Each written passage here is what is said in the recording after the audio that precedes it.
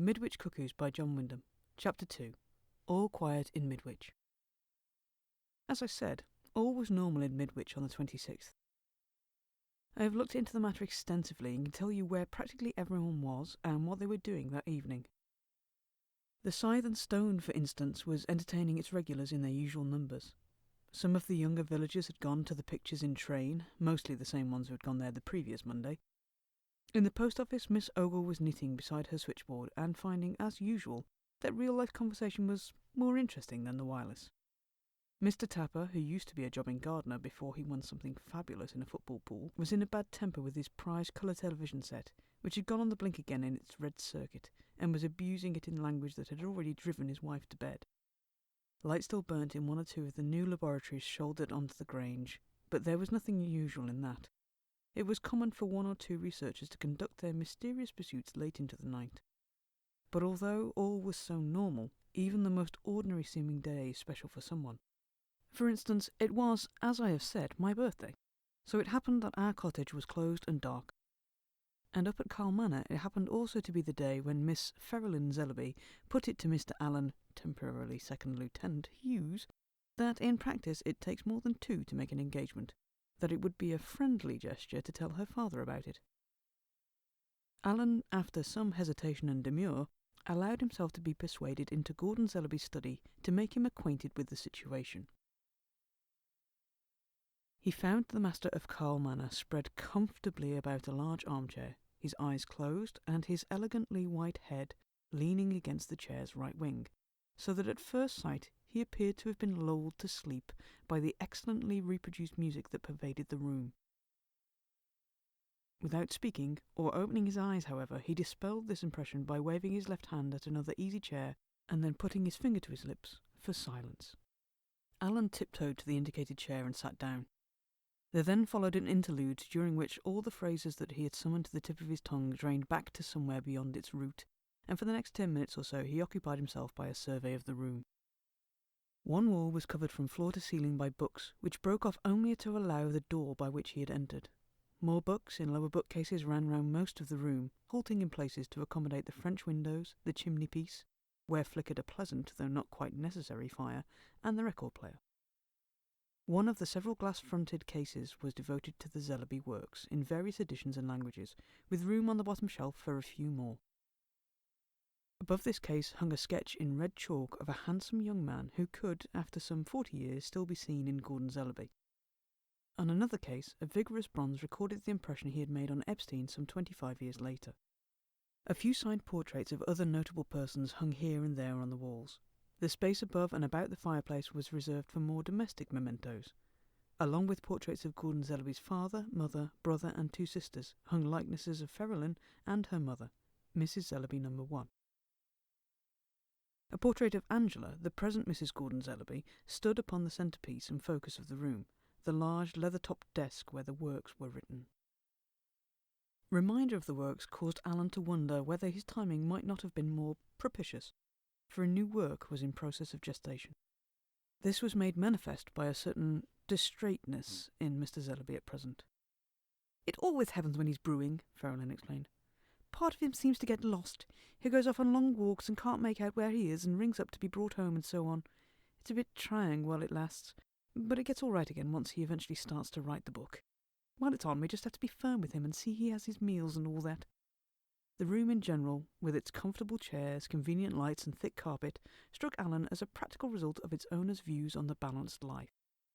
He recalled that in While We Last, the only one of the works he had read as yet, Zellaby had treated asceticism and overindulgence as similar evidences of maladjustment. It had been an interesting, but, he thought, gloomy book. The author had not seemed to give proper weight to the fact that the new generation was more dynamic, and rather more clear-sighted than those that had preceded it. At last the music tied itself up with a neat bow, and ceased. Zellaby stopped the machine by a switch on the arm of his chair, opened his eyes, and regarded Allen. "I hope you don't mind," he apologised. "One feels that once Bach has started his pattern, he should be allowed to finish it. Besides," he added, glancing at the playing cabinet, "we still lack a code for dealing with these innovations. Is the art of the musician less worthy of respect simply because he is not present in person? What is the gracious thing?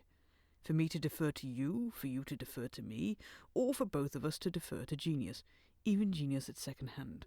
Nobody can tell us. We shall never know. We don't seem to be good at integrating novelties with our social lives, do we? The world of the etiquette book fell to pieces at the end of the last century, and there has been no code of manners to tell us how to deal with anything invented since. Not even rules for an individualist to break, which is itself another blow at freedom. Rather a pity, don't you think?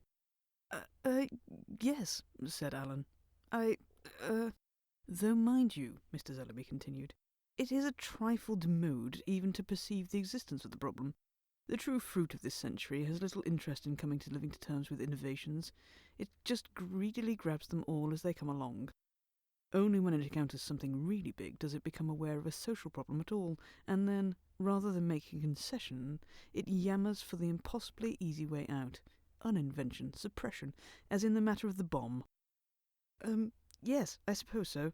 Mr. Zellaby perceived a lack of fervour in the response.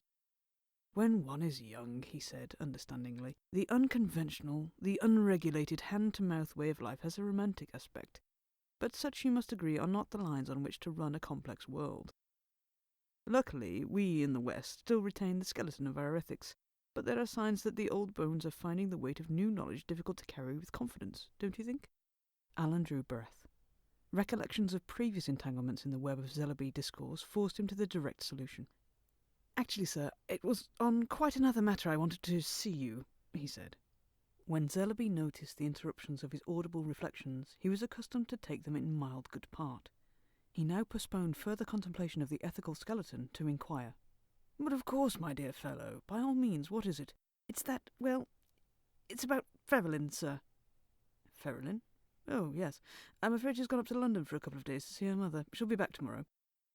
It was today she came back, Mr. Zellaby. Really? Exclaimed Zellaby. He thought it over. Yes, you're quite right. She was here for dinner. You both were, he said triumphantly. Yes, said Alan, and holding his chance with determination, he ploughed ahead with his news, unhappily conscious that not one stone of his prepared phrases remained upon another, but getting through it somehow. Zellaby listened patiently until Alan finally stumbled to a conclusion with, "So I do hope, sir, that you will have no objection to our becoming officially engaged." And at that his eyes widened slightly. "My dear fellow, you overestimate my position. Ferrelyn is a sensible girl, and I have no doubt whatever that by this time she and her mother know all about you, and have together reached a well-considered decision." "But I've never even met Mrs. Holder," Alan objected. "If you had, you would have a better grasp of the situation. Jane is a great organizer," Mr. Zellaby told him, regarding one of the pictures on the mantel with benevolence. He got up. "Well, now you have performed your part very creditably, and so I too must behave as Ferrelyn considers proper. Would you care to assemble the company while I fetch the bottle?" A few minutes with his wife, his daughter, and his prospective son-in-law grouped about him, he lifted his glass. "Let us now drink," announced Zellaby, "to the adjunction of fond spirits. It is true that the institution of marriage, as it is proclaimed by Church and State, displays a depressingly mechanistic attitude of mind towards partnership. One not unlike, in fact, that of Noah. The human spirit, however, is tough, and it quite often happens that love is able to survive the coarse institutional thumbing. Let us hope, therefore—" "Daddy," Ferrelyn broke in, "it's after 10, and Alan has to get back to camp in time, or he'll be cashiered or something. All you really have to say is, 'Long life and happiness to you both.'" "Oh," said Mr. Zellaby. "Are you sure that's enough? It seems very brief. However, if you think it suitable, then I say it, my dear. Most wholeheartedly I say it." He did. Alan set down his empty glass. "I'm afraid what Ferrelyn said was right, sir. I shall have to leave now," he said. Zellaby nodded sympathetically. "It must be a trying time for you. How much longer will they keep you?" Alan said he hoped to be free of the army in about 3 months. Zellaby nodded again. "I expect the experience will turn out to have value. Sometimes I regret the lack of it myself. Too young for one war, tethered to a desk in the Ministry of Information on the next. Something more active would have been more preferable. Well, good night, my dear fellow. It's—" He broke off, struck by a sudden thought. "Dear me, I know we all call you Alan, but I don't believe I know your other name. Perhaps we ought to have that in order." Alan told him, and they shook hands again. As he emerged into the hall with Ferrelyn, he noticed the clock. I say, I'll have to step on it. See you tomorrow, darling. 6 o'clock. Good night, my sweet. They kissed fervently but briefly in the doorway, and he broke away down the steps, bounding towards the small red car parked on the drive. The engine started and roared. He gave a final wave, and with a spurt of gravel from the rear wheels, dashed away. Ferrelyn watched the rear lights dwindle and vanish. She stood listening until the erstwhile roar became a distant hum, and then closed the front door. On her way back to the study, she noticed that the hall clock now showed 10:15. Still then, at 10:15, nothing in Midwich was abnormal. With the departure of Alan's car, peace was able to settle down again over a community which was, by and large, engaged in winding up an uneventful day in expectation of a no less uneventful morrow. Many cottage windows still threw yellow beams into the mild evening where they glistered in the dampness of an earlier shower. The occasional surges of voices and laughter which swept the place were not local. They originated with a well-handled studio audience miles away and several days ago, and formed merely a background against which most of the village was preparing for bed. Many of the very old and very young had gone there already, and wives were now filling their own hot water bottles. The last customers to be persuaded out of the scythe and stone had lingered for a few minutes to get their night eyes and gone their ways, and by 10:15 all but one Alfred Waite and a certain Harry Crankart, who were still engaged in an argument about fertilizers, had reached their homes. Only one event of the day still impended, the passage of the bus that would be bringing the more dashing spirits back from their evening in train. With that over, Midwich could finally settle down for the night. In the vicarage at 10:15, Miss Polly Rushton was thinking that if only she had gone to bed an hour ago, she could be enjoying the book that now lay neglected on her knees, and how much pleasanter that would be than listening to the present contest between her uncle and aunt.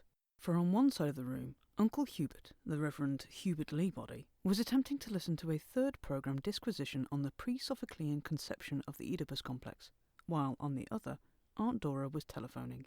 Mr. Leabody, determined that scholarship should not be submerged by piffle, had already made 2 advances in volume and still had 45 degrees of knob-turning in reserve. He could not be blamed for failing to guess that what was striking him as a particularly negatory exchange of feminine concerns could turn out to be of importance. No one else would have guessed it either. The call was from South Kensington, London, where a Mrs. Clewy was seeking the support of her lifelong friend Mrs. Leabody. By 10:16 she had reached the kernel of the matter. "Now, tell me, Dora, and mind, I do want your honest opinion on this. Do you think that in Cathy's case it should be white satin or white brocade?" Mrs. Leabody stalled. Clearly this was a matter where the word honest was relative, and it was inconsiderate of Mrs. Clewy, to say the least, to phrase her question with no perceptible bias. Probably satin, thought Mrs. Leabody, but she hesitated to risk the friendship of years on a guess. She tried for a lead. "Of course, for a very young bride, but then one wouldn't call Cathy such a very young bride. Perhaps—" "Not very young," agreed Mrs. Clewy, and waited. Mrs. Leabody dratted her friend's importunity, and also her husband's wireless programme, which made thinking and finesse difficult. "Well," she said at last, "both can look charming, of course, but for Cathy I really think—" At which point her voice abruptly stopped. Far away in South Kensington, Mrs. Clewy joggled the rest impatiently and looked at her watch. Presently she pressed the bar down for a moment and then dialed 0. "I wish to make a complaint," she said. "I've just been cut off in the middle of a most important conversation." The exchange told her it would try to reconnect her. A few minutes later it confessed failure. "Most inefficient," said Mrs. Clewy. "I shall put in a written complaint. I refuse to pay for a minute more than we had. Indeed, I really don't see why I should pay for that in the circumstances. We were cut off at 10:17 exactly." The man at the exchange responded with formal tact, and made a note of the time for reference. 22:17 hours, 26th September.